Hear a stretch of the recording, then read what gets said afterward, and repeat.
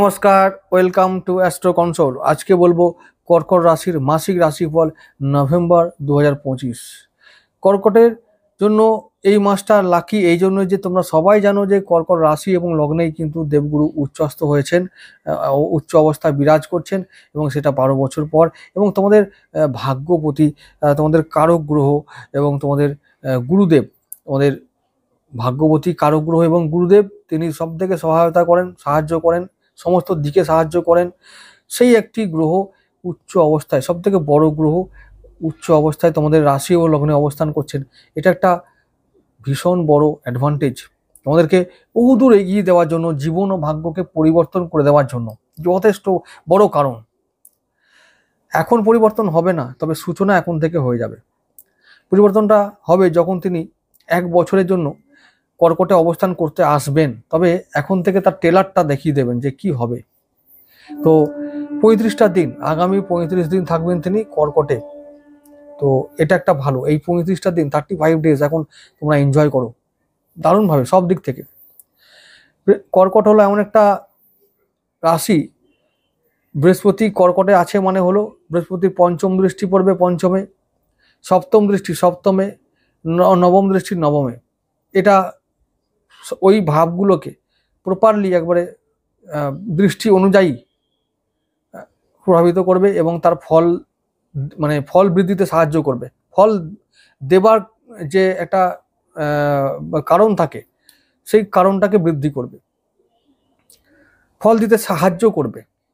পঞ্চম ভাবে ফল যেন ভাবটা, পঞ্চম পতি এবং পঞ্চম ভাব যেন ফল আমাদের দিতে পারে এবং শুভ ফল দিতে যাতে পারে, সেই ব্যবস্থাটা তিনি করবেন পঞ্চম দৃষ্টিটা দিয়ে। কোথায় পঞ্চম ভাবটা? কোথায়? পঞ্চম ভাব হচ্ছে বৃশ্চিক রাশি। কর্কট থেকে গুনতে শুরু করলে কোথায় যাব আমরা? পঞ্চম জায়গায় চলে, 5 নম্বর ঘরে চলে যাব, বৃশ্চিক রাশি। তো বৃশ্চিক রাশিটা পঞ্চম দৃষ্টি, তাহলে পঞ্চম দৃষ্টি ওখানে পড়ছে এবং পঞ্চম ভাবে পড়ছে। আবার সপ্তম ভাবে চলে যাব। সপ্তম কোনটা? বৃশ্চিকের পর ধনু মকর, তাহলে সপ্তম দৃষ্টি কোথায় পড়বে? বৃহস্পতির সপ্তম দৃষ্টি পড়বে মকর রাশিতে, তাহলে সপ্তম ভাবটা আমাদের সপ্তম দৃষ্টি পড়বে। বাহ, কি ভালো মজা। এরপরে আবার চলে যাব সপ্তম ভাবে মকরে পড়ে কুম্ভ, তারপরে মিন, মিন রাশিটা নবম ভাব, তাহলে নবম ভাব, নবম ঘর, 9 নম্বর ঘর, তাহলে নবম ভাবে বৃহস্পতির নবম দৃষ্টি পড়বে। বাহ, কি মজা। তাহলে এবার মজা তো বুঝলাম, কিন্তু কিরকম মজা হবে, কোথায় মজা হবে সেটা একবার বোঝা যাক। আচ্ছা, বৃহস্পতির লগ্নে আছে মানে লগ্ন ভাবটা সুরক্ষিত, মানে শরীর স্বাস্থ্য নিয়ে কোনো চিন্তা নেই এখন, শরীর নিয়ে কোনো চিন্তা করার কিচ্ছু নেই। বৃহস্পতি লগ্নে আছে, সমস্ত বিপদ থেকে উদ্ধার হয়ে যাবে, শরীর স্বাস্থ্য। আরেকটা কথা হচ্ছে, লগ্নভাবে দেবগুরু আছে মানে অন্যান্য বাধা যদি আসে বা সমস্যা যদি আসেও, আমাদের এখন কথা সবাই শুনবে, আমাদের কথা এখন মানবে, আমাদের কথা এখন চলবে। তাহলে কি বললাম? তাহলে এখন আমাদের বলবালা বেশি। তো যারা আমাদেরকে এখন পাত্তা দেয়নি, তারা আবার পাত্তা দেবে, আমাদের কথা শুনবে, ওজন বাড়বে আমাদের। এটা একটা ভালো, লগ্নর জন্য ভালো।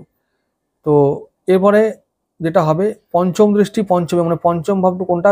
আমাদের পঞ্চম ভাব হলো সন্তান ভাব, বৃশ্চিক রাশি বলছি। তো সন্তানের উন্নতি, শিক্ষায় উন্নতি, প্রেমে উন্নতি। বাহ, কি মজা। সন্তানের জন্য, সন্তানের উন্নতি কি হবে? যদি সন্তান যদি যেরকম মানুষ করেছো সেরকম মানুষ হবে এবং সেরকম ফল দিতে শুরু করবে। ঠিক আছে, সবার সন্তান তো বিদেশ যাবে না, তাই বিদেশ যাবে এটা বলে লাভ নেই। তুমি যেরকম মানুষ করেছো সেরকম ফল এবার দিতে সে শুরু করবে, এটুকু বলতে পারবো আমি, ব্যাস। হরি বল। এবারে কি বলবো, সপ্তম ভাবে কি হবে? সপ্তম ভাবটা দাম্পত্য জীবন আর আমাদের বলো যে ব্যবসা। তাহলে ব্যবসা করার জন্য যেরকম আমার দোকান, চায়ের দোকান হলে চায়ের আমার পার ডে 1000 টাকা হবে বা 2000 টাকা হবে, আর যদি সোনার দোকান হয় তাহলে 2 লাখ টাকা পার ডে হতে পারে। কি বলো, হরি বল না?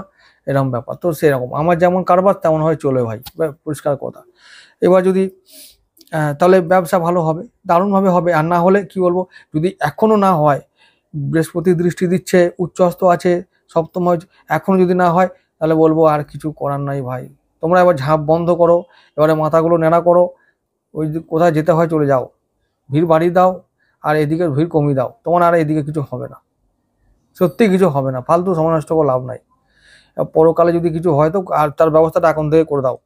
আর বিয়ে, হ্যাঁ বিয়ে ব্যাপারটা, যারা বিয়ে করতে চাইছো খুব ভালো করে শুনে নাও যে বিয়ে হবে এবার, ভালো একটা দাম্পত্য জীবন পাবে, দাম্পত্য সাথী পাবে, পজিটিভ ব্যাপার রেজাল্ট আমরা পাবো এখান থেকে, দাম্পত্য জীবন থেকে।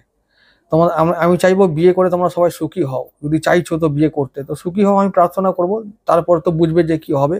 তো তবু আমি বলে রাখলাম যে এখন আগাম জানিয়ে রাখলাম যে সুখী হও। তাহলে বিবাহ ও ব্যবসা কেমন যাবে? দারুণ যাবে, আমার আমার বিচারে, আমার কথায় দারুণ যাবে। আচ্ছা, যার যেমন যোগ্যতা তেমন হয়ে যাবে। নবম ভাবে যে নবম দৃষ্টিটা পড়লো বৃহস্পতি, তাহলে কি হবে? ওখানে ভাগ্য উন্নতি হবে। কোন দিক থেকে? মানে হতে পারে যে যদি পড়াশোনা করতে বিদেশ যাই, কর্ম করতে বিদেশ যাই, তো হবে। বসের সঙ্গে সম্পর্কে উন্নতি, অফিসে যেটা হয় আর কলিগদের সঙ্গে সম্পর্কে উন্নতি। কলিগরা এখন বললাম না পাত্তা দেবে, আমাদের কথা শুনবে, মেনে চলবে। বস আমাদের কথা শুনবে, আমাদেরকে এখন ঘাঁটাবে না। আমাদের ওজনটাই এমন বেড়ে যাবে, আমাদের এখন কার্যক্ষমতা এতটাই বেড়ে যাবে। তো এরকম ব্যাপার। তো আমরা অনেক পরিশ্রম করে আমাদের যোগ্যতা প্রমাণ দিতে পেরেছি। যোগ্যতার প্রমাণ আমাদের আশেপাশের মানুষজনরা বুঝতে পেরেছে। তো তারা আর আমাদের এখন ঘাঁটাঘাঁটি করবে না। তো এটাই ব্যাপার। তো আমাদের কথা চলবে এখন। কর্মক্ষেত্রে উন্নতি, প্রমোশন, বদলি, গুরু লাভ, তীর্থ ভ্রমণ, বিদেশ যাত্রা, কর্মসূত্রে বিদেশ যাত্রা, বিদেশ ভ্রমণ, তীর্থ ভ্রমণ। তো এরকম তো ভালো একটা ব্যাপার। আমি আবার বলবো, যারা বিদেশে যেতে চাইছো, এই সময় চলে যাও। এই সময় একদম পাত্তারি গুটিয়ে নিয়ে চলে যাও, ভালো সময় এসছে, এই সময় হয়ে যাবে। আচ্ছা, বিদেশি অর্থ লাভ যারা করতে চাইছো তারা, বা যারা এই এই সমস্ত বিষয়ে কারবার করো, তাদের জন্য ভালো একটা সময়, কারবার ভালো চলবে। বিদেশি অর্থ আমরা পাবো, হঠাৎ করে প্রাপ্তিও হবে অনেক সময়। আর শনি মার্গী হবে। শনি কবে মার্গী হবে? 28শে নভেম্বর শনি মার্গী হবে মীন রাশিতে, এবার নবম ভাবে। তো কি হবে? শনি ওখানে মার্গী হওয়া মানে হলো যে ভাগ্যে হঠাৎ করে উন্নতি, এবং তার প্রভাবটা, আমি কি বললাম, ভাগ্যে হঠাৎ করে উন্নতি হবে, এবং তার প্রভাবটা আমরা নভেম্বরের ফার্স্ট উইকেই বুঝতে পারবো। ঠিক আছে? 28শে নভেম্বর শনি মার্গী হচ্ছেন বড় একটা গ্রহ, এবং তার আগে থেকেই ফল দিতে শুরু করে, সেটা ওই জন্য ফার্স্ট উইকেই বলবো। আচ্ছা, 10ই নভেম্বর বুধ বক্রী হবেন বৃশ্চিক রাশিতে, এটা একটা ভালো ব্যাপার আমাদের বুধের জন্য। দ্বাদশপতি পঞ্চম ভাবে বক্রী হবেন। ওই যে বললাম, যার সন্তান যেমন, তো বিদেশ যাওয়া যদি থাকে তো বিদেশ যাবে, সন্তান বিদেশ যাবে, একদম ডেফিনেটলি হবে, কোনো চিন্তা নেই। আবার বলবো যে প্রেম, যারা অনলাইনে প্রেম করছো তাদের জন্য অনলাইনে প্রেম হবে, প্রেম থেকে পরবর্তীকালে বিবাহ হবে। তো ভালো একটা জায়গা প্রেমের জন্য। আর বিদেশে যেতে গিয়ে পড়াশোনা যারা করতে চাইছো, যারা যারা এমনি ব্যক্তিগতভাবে চাইছো বিদেশে গিয়ে পড়াশোনা করব, স্কলারশিপ পাবো, বা অন্যান্য যা কিছু পড়াশোনা সংক্রান্ত বিষয় স্বপ্ন আছে, স্বপ্ন দেখো, স্বপ্ন সাকার এবার হবে। আর 24শে নভেম্বর বুধ বক্রী হবে তুলায়, এবং তুলায় ফিরে আসবেন, বৃশ্চিক থেকে তুলায় ফিরে আসবেন, এবং শুক্রের সাথে সহাবস্থান করবেন। মানে চতুর্থভাবে একটা লক্ষ্মী যোগ তৈরি হবে।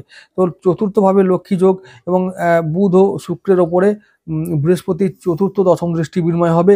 তাহলে কি হবে? ওখানে আমার অনেকেই কিন্তু আবার বাড়ি গাড়ি ভূমি লাভ করতে পারে। তো এটা একটা ভালো পজিটিভ দিক, এবং হবেই, এটা লক্ষ্মী লাভ হবেই ভাই, একদম লিখে নাও। কারো যা বললাম, যার যেমন যোগ্যতা সেভাবে তোমরা লক্ষ্মী লাভ করতে পারবে। অন্তত নভেম্বর মাসটায় তোমরা লাভবান হবে, এটুকু জোর দিয়ে বলতে পারি। এটা কর্মক্ষেত্রে, ব্যবসা ক্ষেত্রে, গৃহগত ক্ষেত্রে, মানে পারিবারিক ক্ষেত্রে বলছি, তো এগুলো হবেই।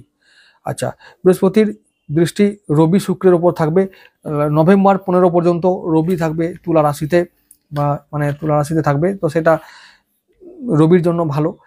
আবার রবি যখন চলে যাবে 16 নভেম্বর আমাদের পঞ্চম ভাবে, সেখানেও কিন্তু রবিদেব বৃহস্পতির পঞ্চম দৃষ্টি পাবেন। সুতরাং রবিদেব আমাদের সারা মাস জুড়ে দ্বিতীয় ভাবে, কি বললাম, দ্বিতীয় পতি রবিদেব সারা মাস জুড়ে ভালো ফল দেবে। নভেম্বর মাসটা সারা মাস জুড়ে ভালো ফল দেবে, অর্থাৎ অর্থনৈতিক অবস্থা মজবুত হবে, মজবুত হবে। আমরা সেভিংস করতে পারবো, সঞ্চয় করতে পারবো, বলে দিলাম।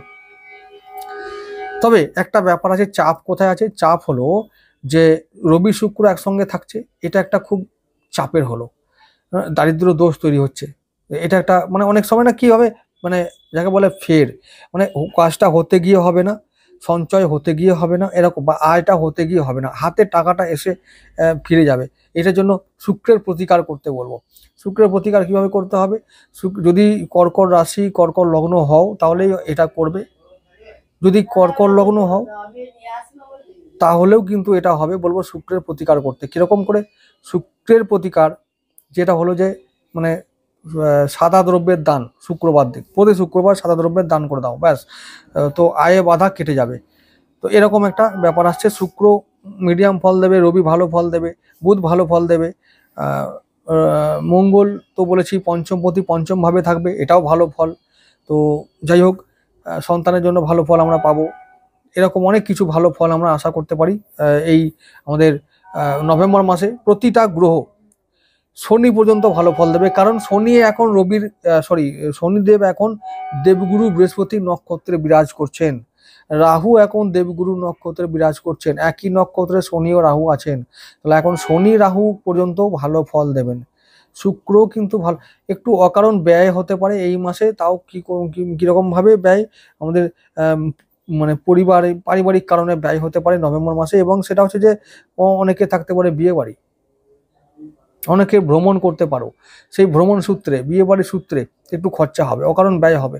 এইটা ছাড়া কিন্তু অন্যান্য দিক থেকে কোনো মানে ভয়ের কোনো কারণ নাই বা অকারণ ব্যয় হওয়ার কোনো কারণ নাই।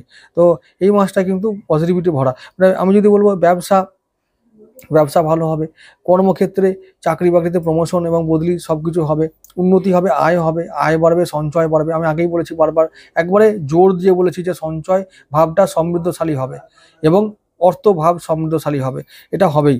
তাহলে সমস্ত গ্রহগুলো কিন্তু এইবারে এই মাসে অন্তত নভেম্বর মাসে ভালো ফল দিয়ে যাবে, এটুকু আমি বলতে পারি জোর দিয়ে। তো ভালো ফল হবে, ভালো দিন আসবে, ভাগ্য খুলবে। শুধুমাত্র বলবো যে এইটুকুই, যে কাজে যেন ফোকাস থাকে আর লক্ষ্য যেন স্থির থাকে, তাহলে অবশ্যই আমরা লক্ষ্য পূরণ করতে পারবো, ইচ্ছা পূরণ ও স্বপ্ন পূরণ করতে পারবো। আর কর্কট রাশি কর্কট লগ্ন হলে অবশ্যই পোকরাজ ধারণ করব। যদি পয়সা না থাকে কি হবে, তাহলে হলুদ বস্ত্র পরবো। ঠিক আছে, নমস্কার।